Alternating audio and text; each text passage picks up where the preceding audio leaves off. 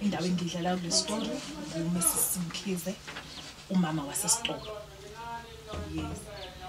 Ubaba wala ekhaya uNkulunkulu wasibusisa ngomntwana oyedwa.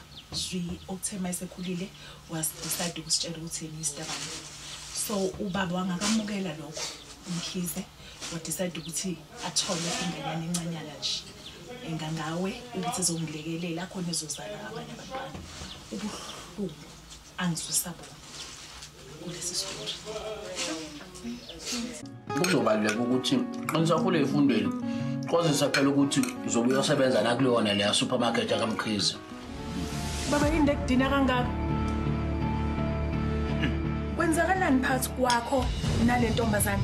Uthini nkosikazi? Bese cabange ukuthi athathe kulunga menze abomfazi wekhohlo. Angijabula kabi njengoba uzoba indodana yami. Mama ngifuni. Akukho umshado ozokwenzeka la. So